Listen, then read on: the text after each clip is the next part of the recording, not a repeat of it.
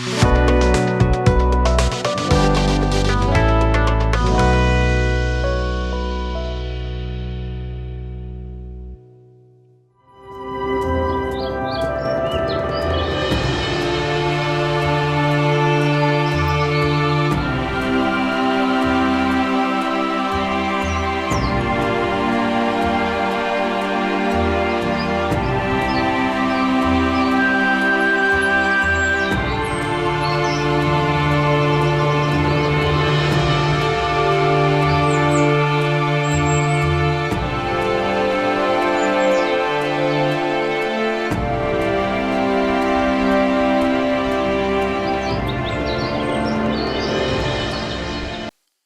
जीशु ख्रीष्ट अति बहुमूल्य नाम संपर्क इंडिया द्वारा प्रस्तुत कार्यक्रम नुआ सकाल आशार आज अध्याय प्रभु को दास भाव आपण स्वागत जनाए।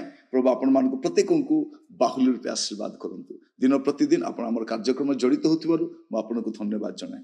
आम प्रार्थना करुवे आमे भी आपण मान प्रार्थना करुँ। आज प्रसंगटी हूँ जानतु भलरे जानतु जहाँ जानवे भलरे जानवे जहाँ को जानवे भलरे जानवे जहाँ को प्रभु बोली मानुंट ये से कहले जानवे कहीं आप निजे जानते कारण प्रभु तो निजक प्रकाश कर जाना गोटे पुस्तक देते पढ़े आप निजे अनुभव करेंगे जो प्रभु किए लोक कथार जातु ना। आजिकल कथावाचक मैंने अच्छा से कथा चल गुड़े कथा कहते वास्तविक कथा नुहे पचार तो आप जहाँ कहते शास्त्र अच्छी कि जो ईश्वर को आप प्रकाश कर शास्त्र कौन बोली कहूँ से जीवित अटंती कि से वास्तव अटंती कि ईश्वर किए अटंती जड़े अच्छा कौन से स्थान सीमित रखा जाए न पारे कौन सी परिसीमा मध्य आबद्ध करा जाए न पारे हाइट एते वेट एते कह जाए न पारे से तो अच्छा से सर्वव्यापी सर्वविद्यमान से सर्वविद्यमान सर्वव्यापी प्रभु को गोटे आकृति गोटे जगह रखिपर जहाँ को स्वर्गर स्वर्ग धारण कर न पारे जहाँकर बुद्धि असीम ताको सीमा मध्य रखा जाए पारे। मुझे कहवाई चाहे जानतु ईश्वर किए जो मैंने बाइबल में देखु जो प्रभु को जानी से जीवन में गुड़े परिस्थिति आसी विपरीत परिस्थिति आसी विचलित होना कहीं जानी भलरे जानी। मु जनक कथा कहवाई चाहे आईब पुस्तक 42 पर्व तार दीपद से कहते मु जाने जे तुम्हें सबू कर माने आईब देखी जीवन में प्रभु एटा भी करटा भी करटा भी करते से मु जाने जे तुम्हें सबू कर तुमर कौन से संकल्प निवारण करा जाए न पारे माने प्रभु तुम्हें जहाँ चाहिता हो ताकू कहीं निवारण मध्य करि परिबो नहीं। आईबंकर जीवन दुख असह्य कष्ट असह्य वेदना असह्य विरोधाभास मध्य असह्य स्त्री विरोधाभास बंधु मान विरोधाभास लोक मान तो केते कौन कहते कौन गोटे कर ना ये सबू गला पिला गला लास्ट को से सड़ुची किसी गोटे कर ईश्वर दंड दौथे सर्वशक्तिमान दंड दौथे किंतु आईब कहते मुझे जानी भलरे जानी।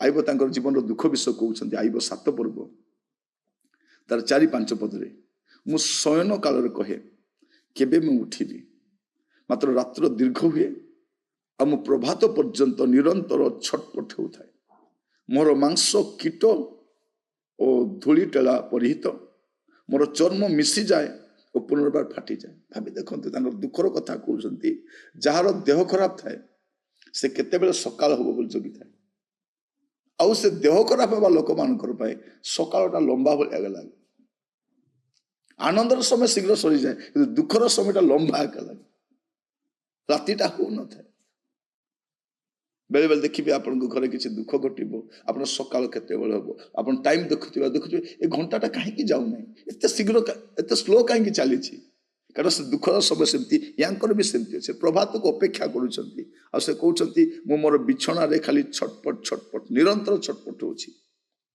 और मो मांस कीट परी धूली टेला परिहित मोर चर्म मिसी जाए से भावुं मो घाटा सुखीगला बोलिकी मिसी जाए पुणी फाटी जाए एमिति कष्ट मध्य सुधा से गोटे कथा कहते मुझे जानी मोर प्रभु को ତାଙ୍କର କଷ୍ଟ ଅସହ୍ୟ, ସେ କଷ୍ଟ ପାଇଁ ସେ କଷ୍ଟ ପାଉଛନ୍ତି, କିନ୍ତୁ ପ୍ରଭୁଙ୍କ ପ୍ରତି ତାଙ୍କର କୌଣସି ଅଭିଯୋଗ ଆପତ୍ତି ନାହିଁ।